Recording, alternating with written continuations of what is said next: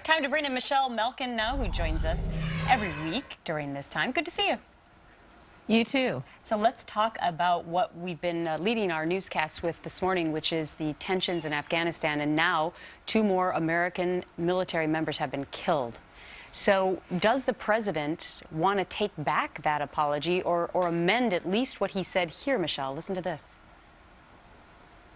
The reason that it was important is the same reason that the commander on the ground, General Allen, apologized, and that is to save lives and to make sure our troops who are there right now are not placed in further danger. It calmed things down.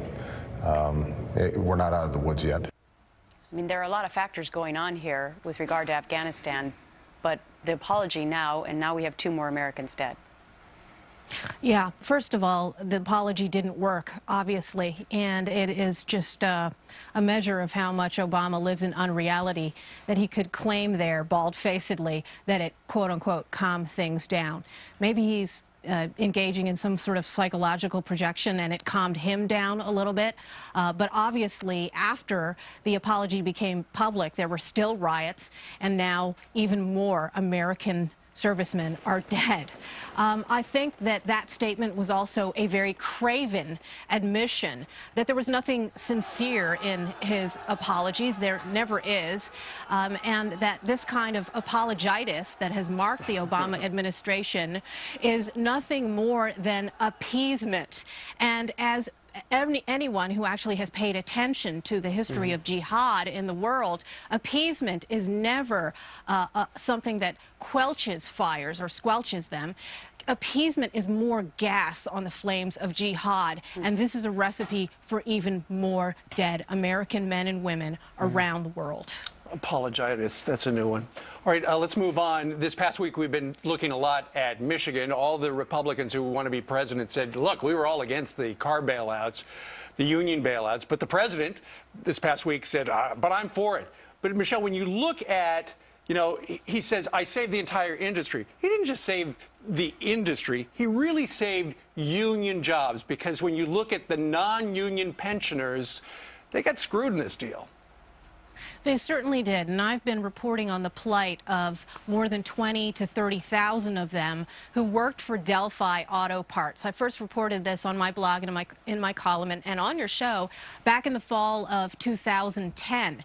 It is the untold story. I think it's the crucial bloody page that's always left out of the fairy tale that Obama and the White House tell about the $85 billion bailout, that somehow they stood by every worker and that every worker had to sacrifice. Well, they didn't sacrifice equally. And these Delphi workers who were non-union, white-collar, salaried workers and who are now retirees were cut out of the same special bailout preferences that were embedded in this deal that was negotiated by the White House Auto Task Force and by Obama's big-pocketed donors at the UAW. And I think it is laughable that he can stand there in front of the UAW, which was billed as a policy speech earlier this week when it was nothing but a pep rally. And you'll note, of course, that you had this hooting and hollering from the people in that crowd that Obama was, quote-unquote, union-made. And the thing that has to be asked about this entire deal, this rigged deal, is, well, who paid? Of course, taxpayers paid, bondholders paid, dealers paid, dealers who did not have the same kind of political clout to negotiate that they stay open, and the Delphi retirees. These are 30,000 people in the Rust Belt who lost their health benefits, their pension benefits. Why? Because they were not connected to the UAW. Yeah, it's interesting whether or not there was so much talk about that bailout, and Michigan now looking like it will be an important swing state. It will be interesting to see if the eventual Republican nominee brings that stuff up, because there is another side to the story. Michelle Malkin, thanks so much for your time today. We'll see you again next week. Eva, take care. All right.